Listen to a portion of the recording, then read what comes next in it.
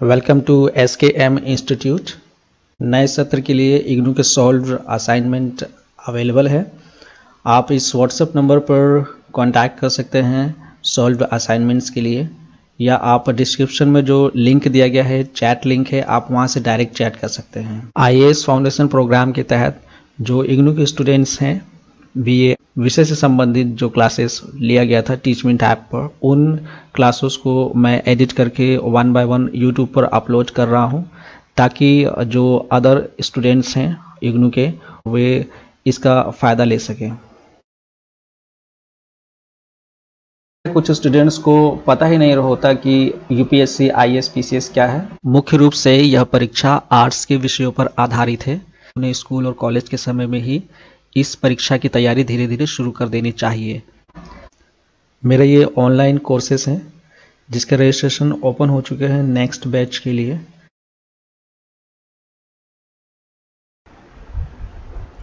अब आगे हमें ये देखना है कि जो हड़प्पा सभ्यता थी उसमें अर्थव्यवस्था किस प्रकार की थी, जो उनका जो समाज था वो समाज किस प्रकार का था, ठीक है, रहन सहन, कृषि व्यवस्था किस प्रकार की थी, राजनीतिक व्यवस्था थी कि नहीं थी, वहाँ पे जो धर्म को मानने वाले थे किस धर्म की वहाँ पे उपासना होती थी। तो ये सब हम इस सेक्शन में देखेंगे। तो सबसे पहले टॉपिक जो है अर्थव्यवस्था। तो जो हड़प्पा सभ्यता था ये काफ़ी, यहाँ पे काफ़ी ज़्यादा विविधता थी। जो भूमि की विविधता हो गई, जैसे कि नदी के किनारे सभ्यताएं बसी हुई थी, तो जगह पे बहुत ज़्यादा हरियाली हुआ करती थी, प्रचुर मात्रा में जो है वन संपदा, जो संसाधन यहाँ पे मौजूद थे। और जो इनकी मिट्टी थी, जैसे कि जलोढ़ मिट्टी था मैदानों में, ठीक है, पहाड़ पठार और समुद्री तट, इन हड़प्पा सभ्यता के जो विभिन्न स्थल थे ये शामिल थे इनमें। तो ऐसा हुआ कि इन्हें जो यहाँ पे कृषि होता था उसमें अधिशेष पैदा होने लगा। यहाँ पे अधिशेष का मतलब है कि जो भी कृषि में जो भी अन्न उगाया जा रहा था, अब वो इतने प्रचुर मात्रा में वहाँ पे अन्न पैदा हो पा रहे थे कि वो अब जो वो खाते थे उससे अधिक वो बच जाता था। तो अगर कोई कार्य कर रहे हैं, जब उसमें अधिशेष होने लगता है तो फिर जो है मनुष्य जो है अब वह अपने आप को कुछ और कामों में भी लगा सकता है। यानी कि अब उसका जो कार्य है वो केवल अपने भरण पोषण, अपने जो पेट को पालने के लिए जो मेहनत करना होता है, भोजन की जो व्यवस्था करनी होती है, अब केवल उसी तक सीमित नहीं रह गया। अब उसने क्या किया, जब अधिक अन्न पैदा होने लगा, जब उसके पास अधिशेष हो गया, तो वह उसका व्यापार करने लगा, ठीक है। और भी कई सारी चीज़ें, जैसे कि जो कला संस्कृति से जुड़ी हुई है, ठीक है, तो उन चीज़ों में जो है मन जो है उनका लगने लगा, ठीक है। तो इस तरह से ये जो संस्कृति थी ये अपनी समृद्धि की तरफ बढ़ने लगी। इसके अलावा हमने ये भी देखा कि जो प्रारंभिक हड़प्पा है उससे परिपक्व हड़प्पा जो चरण है कुछ मायनों में, काफ़ी मायनों में अलग दिखता है। तो इसमें एक रीटा राइट करके एक जो पुरातत्वविद थी, उन्होंने क्या बोला, इन्होंने बोला कि जो ये अवधि है परिपक्व हड़प्पा का, उसमें 3 चीज़ें दिखाई देती है। पहला तो है सघनता, दूसरा विविधीकरण और तीसरा विशेषज्ञता। यहाँ पे समझने की जरूरत है कि सघनता क्या है। सघनता से यहाँ पे मतलब है कि जो भी अन्न उगाए जा रहे हैं, कृषि जो भी किया जा रहा है, कृषि कार्य, अब उसमें पैदावार बहुत ज़्यादा होने लगा, ठीक है, यानी कि बहुत ही ज़्यादा पैदावार होने लगी। तो इसको यहाँ पे इस शब्द से डिनोट किया गया है कि सघनता। इसके अलावा जो भी शिल्प कार्य जो करते थे, जो भी मनके वगैरह जो बनाते थे, और भी कई सारे जो मृदभांड वगैरह, उसमें जो है अब जो भी प्रोडक्टिविटी थी, ठीक है, उसमें जो है इजाफा होने लगा, ठीक है। मेरे कहने का मतलब ये है कि कृषि हो या कि शिल्प हो, दोनों में उत्पादन में वृद्धि हो गया, यानी कि जो प्रोडक्टिविटी लेवल है वो बढ़ गया। तो इसलिए यहाँ पे सघनता देखा गया है। विविधीकरण से मतलब है कि अब यहाँ पे जैसे कृषि है, तो कृषि में कई प्रकार के अन्न जो है वहाँ पे उगाए जाने लगे, ठीक है, तो उसमें काफ़ी विविधता देखने को मिला। यानी अलग अलग चीज़ें जो है एक ही समय में होने लगा, जो फसलें हो गई। इसके अलावा शिल्प से भी संबंधित इसी में समझा जा सकता है कि उसमें भी काफ़ी विविधीकरण होने लगा। तो ये एक तरह से विकास का अपना एक पैमाना है। इसके अलावा जो है तीसरा पॉइंट है विशेषज्ञता।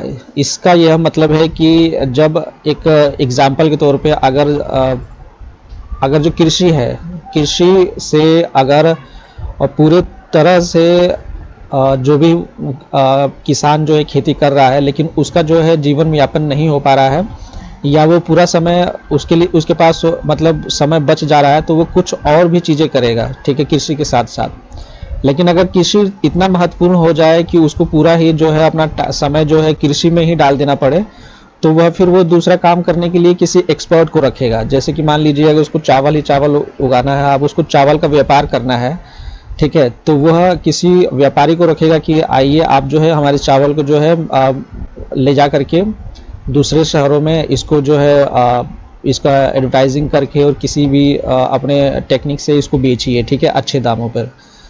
तो उसको जो है विशेषज्ञता की ज़रूरत पड़ेगी।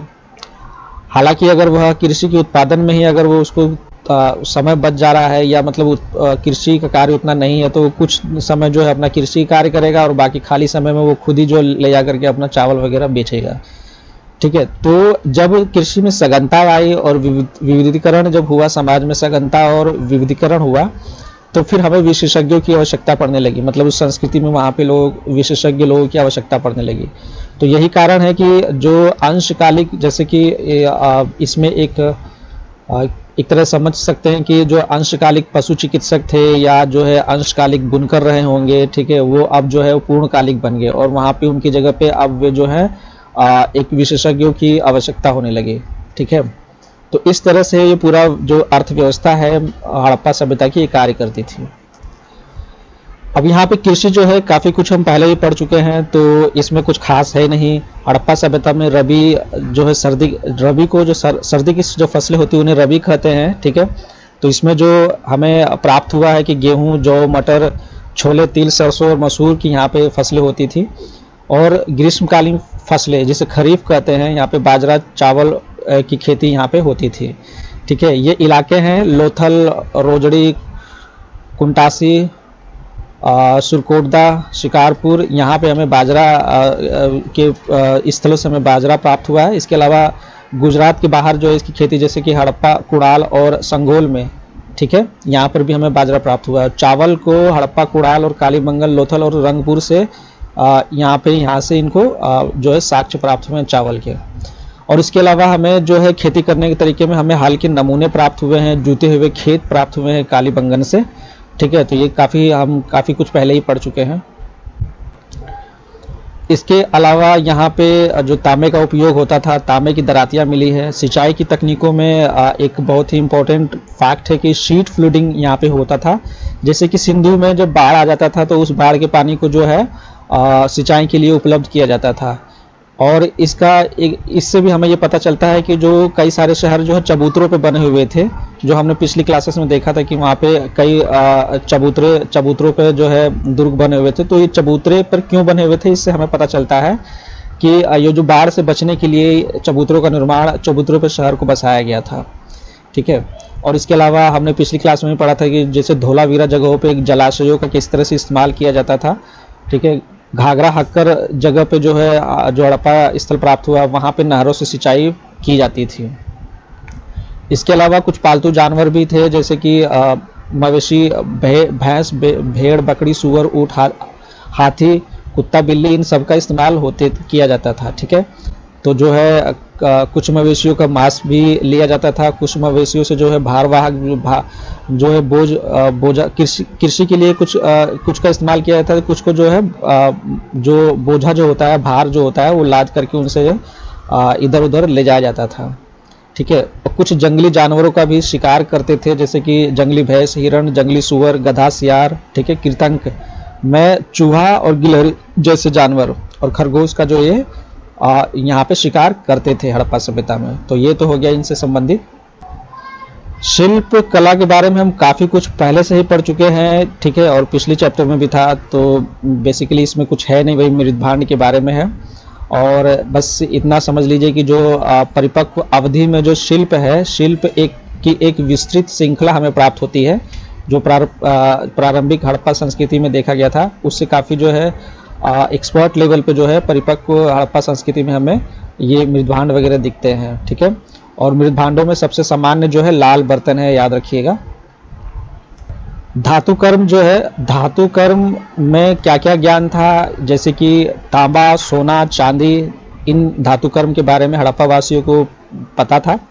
इसके अलावा तांबे का प्रयोग जैसे कि दराती, बढ़ईगिरी उपकरण जैसे छेनी वगैरह जो है, इसका ये इस्तेमाल करते थे, तांबे का इस्तेमाल करते थे इसमें। ठीक है, अंगूठियों, चूड़ियों, कर्णफूलों और विविध प्रकार की जो वस्तुएं जो होती है, जैसे मछली पकड़ने वाले कांटे वगैरह का जो है इस्तेमाल तांबे में करते थे। इसके अलावा इनको जो है रांगा, जो टंगस्टन जिसे बोलते हैं, टिन जिसे बोलते हैं, और संखिया यानी आर्सेनिक, सीसा, गिलट, निकेल, ठीक है, ये इन तरह की जो मिश्रित धातुएं जो है इनका भी इनको ज्ञान था, इनको इसकी नॉलेज था। इसके अलावा धातु को गर्म करके फिर ठंडा करके दो धातुओं को मिला करके जो जोड़ दिया जाता है, इसका भी इनको नॉलेज था हड़प्पा वासियों को। ठीक है, हाँ, लोथल में 16 तांबे की भट्टियां मिली हैं और मोहनजोदाड़ो में एक ईंट के बने गड्ढे हैं, गड्ढे में हमें बड़ी मात्रा में कॉपर ऑक्साइड की जो है साइट्स प्राप्त हुआ है, ये याद रखिएगा। और ये जो है इस तरह के हथियार वगैरह हुआ करते थे। ठीक है, हड़प्पा वासियों के जो तांबे के हथियार थे। और मैं पहले बता चुका हूँ कि हड़प्पा वासी जो थे वो सोने चांदी के आभूषणों का निर्माण करते थे। इसके अलावा मन का जो है वही जो पहनने वाली जो चीज़ें होती है, जो मन के जो होते हैं, मैंने पिछली क्लासेस में आपको जो है फ़ोटो वगैरह दिखाए थे इसके। ठीक है, तो मन के जो थे ये काफ़ी प्रसिद्ध कलाकृति है हड़प्पा वासियों का। और कुछ अर्ध कीमती पत्थरों जैसे कि गोमेद के मन के बनाते थे, फिर मणि के, सूर्यकांत मणि के मन के होते थे, शेल कठी के भी मन के होते थे। ठीक है, माला टाइप के। ठीक है, तो इस तरह की जो हड़प्पा वासियों के मन के उत्पादन किए जाते थे। ये शेल खटी है। ठीक है, तो इसके ये मन के तैयार करते थे। इसके अलावा जो जल निकासी है हड़प्पा संस्कृति में काफ़ी महत्वपूर्ण है। ठीक है, हमें काफ़ी प्रभावशाली तरीके से जल व्यवस्था यहाँ पे हमें नज़र आता है लगभग सभी स्थलों में, जैसे कि हड़प्पा, कालीबंगन, नौशारे, चंदूहड़ो, अलादीनो, धोलावीरा, लोथल, मोहनजोदाड़ो, इन सभी स्थलों में जल निकासी की सुविधाओं के प्रमाण हमें प्राप्त हुए हैं। ठीक है, घरों में जो अपशिष्ट पदार्थ जो है, जो शौचालय वगैरह थे, इसका प्रबंधन था। ठीक है, और घरों के अंदर जो है भीतरी नालियाँ हुआ करती थी। ठीक है, दीवारों के साथ साथ जो है नालियों का जो है हमें संरचना प्राप्त होती है। दीवारों के नीचे से भी जो है कट के जो है नालियाँ गुजरती हुई दिखाई देती है। खुली नालियाँ हमें प्राप्त हुई है। ढकी हुई नालियाँ जो पत्थर से होती है वो भी हमें देखने को मिला है। नालियाँ जो है घुसलखानों से भी जो है नालियों का प्रॉपर जो है निकास देखने को मिला है। और यहाँ तक कि जो बाहरी सड़कें जो होती थी वहाँ पर भी नालियों का हमें जाल हमें प्राप्त हुआ है। तो इस तरह से जो जल निकासी की व्यवस्था है वो काफ़ी महत्वपूर्ण है, काफ़ी बहुत ही उत्कृष्ट तरीके से इतने हजारों साल पहले की संस्कृति में उपलब्ध था, जिसे देख करके पूरे अंग्रेज भी दंग रह गए थे। ठीक है, कला के क्षेत्र में थोड़ा सा ये लूज पॉइंट ये है कि यहाँ पे जो सिंधु सभ्यता की जो कला है विशेष रूप से इतनी समृद्ध नहीं थी जितनी कि उसकी समकालीन संस्कृतियाँ हैं। ठीक है, जैसे कि मेसोपोटामिया हो गई, तो उसके तुलना में इतनी समृद्ध नहीं थी। यहाँ पे कुछ वैसे हमको साक्ष्य प्राप्त हुए हैं। ठीक है, तो जैसे कि टेराकोटा के खिलौने प्राप्त हुए हैं, शेल खेती पर जो हस्त निर्मित जो हमें मूर्तियाँ जो चित्र और लघु मूर्तियाँ प्राप्त हुए हैं। इसके अलावा यहाँ पे जो है पुरुष और स्त्री दोनों की लघु मूर्तियाँ प्राप्त हुई है। ठीक है, एक नर्तकी यानी कि डांसिंग गर्ल का जो है हमें एक नमूना प्राप्त हुआ है। ठीक है, ये जो है कांस्य की एक लघु मूर्ति है जो कि लगभग 11.25 सेंटीमीटर की है। ठीक है, इसने थोड़ा सा बाएं घुटने को ऊपर उठा रखा है और कूल्हे पे अपना हाथ रखा हुआ। मैं अभी इसकी फ़ोटो दिखाता हूँ, इसी बुक में है नीचे की तरफ। ठीक है, तो ये जो है ये रहा फोटो, आप ये देखिए, ये डांसिंग गर्ल है, ये हमें प्राप्त हुआ है। तो ये देखने में लगता है कि उतना मतलब ये इसका फेस वगैरह देखिए, मतलब इतना एक्सपर्ट लेवल पे ये मूर्ति नहीं नज़र आ रही है, ठीक है, मतलब उतना फिनिशिंग नहीं है। तो इसलिए बोला था कि जो हड़प्पा की जो कला जो थी वो उतनी उत्कृष्ट नहीं थी जितनी समकालीन संस्कृतियाँ हुआ करती थी, ठीक है। इसके अलावा हमें जो है एक ये भी मूर्ति हमें प्राप्त हुई है, तो इसको पुरोहित राजा के नाम से जाना जाता है, ठीक है। ये भी कराची में रखा हुआ है, पाकिस्तान के राष्ट्रीय संग्रहालय में। इसके अलावा व्यापार, तो व्यापार जो है हम पहले भी पढ़ चुके हैं, जो हड़प्पा संस्कृति जो थी वहाँ पे व्यापार होता था, ठीक है, वस्तु विनिमय पर आधारित था। यानी कि आप जो है कोई सामान लेकर के जा रहे हो तो सामान के बदले आप जो है सामान के बदले सामान आपको मिलता था, ठीक है, तो ये वस्तु विनिमय होता था, ठीक है। इसके अलावा जो है मोहरे वगैरह भी जो है एक्सचेंज किया जाता था। तो सामानों के जो व्यापार इसी प्रकार से होता था। इसके अलावा जो है मकरान के कच्छ तट से, जैसे कि सुदूर क्षेत्रों से चूड़ियाँ बनाने के लिए शंख और शंख जो है हड़प्पा लाया जाता था। यानी कि जो मकरान और कच्छ तट, यानी कि जो सिंधु जो पाकिस्तान में क्षेत्र में चला गया, उसके एकदम जो फार ईस्ट जो है वेस्टर्न साइड में, वहाँ पे मकरान पड़ता है, ठीक है। तो वहाँ पे जो है और कच्छ के तट से, यहाँ से मतलब जो रास्ते थे वहाँ, उन रास्तों के जरिए आपूर्ति की जाती थी हड़प्पा में। क्या, किस चीज़ के लिए? जो चूड़ियों बनाने के लिए शंख का, ठीक है। इसके अलावा जो है यहाँ पर मोहरों और वजन करने की समरूप एक रूप पद्धति भी इस बात को की ओर इशारा करती है कि यहाँ पे जो है व्यापार तंत्र अस्तित्व में था। जब हम कहीं पर एक जो है एक पैमाना सेट कर देते हैं कि अगर इतना भार जो है कि मतलब कहते हैं ना, अभी तो हम जो है कोई भी सामान खरीदने जाएंगे तो कहेंगे कि 1 किलो चीनी दे दो या जो है 2 किलो चीनी दे दो, ठीक है। लेकिन ये उस समय जो है हड़प्पा संस्कृति में देखने को मिला है कि उस समय भी जो भार जो होता था, माप तोल की जो चीज़ें होती थी, वो फिक्स कर दिया गया था। तो इससे भी हमें पता चलता है कि वहाँ पे मतलब उस समय भी अंधेर नगरी नहीं था कि मतलब जो है कोई सामान जो है एक्सचेंज इसी तरह कर लेते थे। वहाँ पे भी मतलब उस समय भी एक भार का पैमाना हुआ करता था। इसके अलावा बलूचिस्तान ने जो मतलब जो बलिस्तान के दक्षिणी सिंध के रास्ते से हड़प्पा शहरों को कुछ चीज़ें आपूर्ति की जाती थी, जैसे कि तांबा, सीसा, सूर्यकांत मणि, गोमेद और शिलाजीत, ठीक है। और फिर जो है इनसे जो है जो भी प्रोडक्ट तैयार होता था उसका जो है शायद जो बाहर की तरफ जो है उन्हें एक्सपोर्ट भी किया जाता था। इसके कुछ साक्ष्य मिले हैं वैसे। इसके अलावा कुछ और भी दर्रे हैं जहाँ से आपूर्ति की जाती है, जैसे मूला दर्रा हो गया, सिंध के कोहिस्तान स्थित में दर्रे हैं, ठीक है।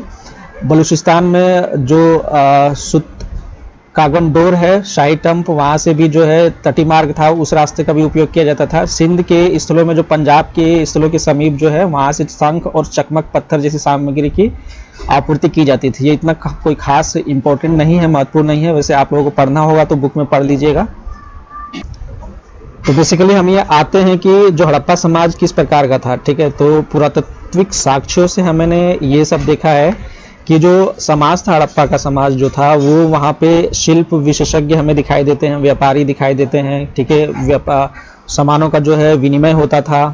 इसके अलावा जो है किसानों की उपस्थिति इम्पोर्टेंट है। यहाँ पे श्रमिक वर्ग यानी कि श्रम भी यहाँ पे मौजूद था, श्रमिक वर्ग, इसीलिए इतनी बड़ी बड़ी जो है किलेबंदी हो पाती थी। इसके अलावा जैसे कि बड़े बड़े किले नज़र आते हैं, अन्न के भंडार नज़र आते हैं हमें, ठीक है। फिर मोहरों की उपस्थिति है, कलाकृतियों का मानकीकरण है यहाँ पे। और इसके अलावा जो सामान को खरीदने बेचने के लिए जो तौल है वो भी एक समान तौल हमें देखने को मिलता है। इससे ये सब पता चलता है कि इतनी सभी जो व्यवस्था इसी तरह से नहीं हो सकता, यहाँ पे जरूर कोई शासक वर्ग रहा होगा, यानी कि कोई शासक वर्ग रहा होगा तभी ये सब चीज़ें जो है मैनेज हो पाती थी इतने सटीक तरीके से, ठीक है। तो इसके अलावा जो है आर्थिक गतिविधियों को विनिमय विभिन्न तरीके से यहाँ पे देखने को मिलता है। अब हम ये देखते हैं कि जो धर्म है हड़प्पा संस्कृति में, वो धर्म के बारे में कुछ राय है जॉन मार्शल ने प्रस्तुत किया था। उन्होंने बोला कि जो हड़प्पा धर्म जो है ये बाद के हिंदू धर्म से कुछ समानता इसमें देखी गई थी। उन्होंने जो है एक मोहर उनको प्राप्त हुई जिसे वे आद्य शिव कहते हैं। ये यहाँ पे फोटो है इसकी, ठीक है, ये आप देख रहे हैं, ये जो है इनकी सींग टाइप का इस तरह से निकला हुआ है, ठीक है, और ये योग मुद्रा में बैठे हुए हैं। तो जॉन मार्शल ने कहा कि ये जो है योग मुद्रा में जो बैठे हुए हैं ये मूल बंधासन के समान है, ठीक है, और इसे मूल बंधासन के समान मतलब कि ये मुद्रा योग है। और वे ये कहते हैं कि ये जो शिव है, शिव को ही योग से जोड़ा जाता है, तो इसलिए शिव को जो है महायोगी कहा जाता है। इसलिए उन्होंने कहा कि ये जो है ये शिव आदि शिव ही है। इसके अलावा यहाँ पे 6 जानवरों की जो ये मूर्ति, जो ये आदि शिव है, ये 6 जानवरों से घिरे हुए हैं, जैसे कि हाथी, गैंडा, भैंस, बाघ और 2 मृग। तो इस आधार पर ये कहते हैं कि ये जो है पशुपति ही है, और पशुपति जो है, शिव को पशुपति के नाम से भी जाना जाता है। तो जॉन मार्शल जो थे उन्होंने इन्हें आद्य शिव कहा, ठीक है। इसके अलावा यहाँ पे एक बेलनाकार पत्थर प्राप्त हुआ था जिसे वे शिवलिंग के रूप में देखते हैं, ठीक है, देखा जाता है। और ये आद्य शिव, हालांकि जो आद्य शिव वाला जो सिद्धांत जो है इसमें थोड़ा बहुत मतभेद है। इसके अलावा यहाँ पे जो है एक मूर्ति, देवी की मूर्ति प्राप्त हुई है जिसे मातृ देवी कहते हैं, या इसे प्राकृतिक देवी भी कहते हैं, ठीक है। और इस तरह की मूर्तियाँ जो अधिकतर जो है पाकिस्तान के स्थलों में पाई गई है। तो ये जो है धर्म से संबंधित इसके अलावा जो है पीपल, हड़प्पा वासी जो है वो पीपल के वृक्षों की पूजा करते थे, ठीक है। और एक मोहर में इस पेड़ को नमन करती हुई 7 आकृतियों को दिखाया गया है, ठीक है। इसके अलावा यहाँ पे एक सींग वाला एक पशु इस पेड़ के पास खड़ा है। तो कुछ विद्वानों का तर्क है कि सप्त मृतकाओं का स्मरण कराता है, यानी कि सप्त ऋषियों का, ठीक है।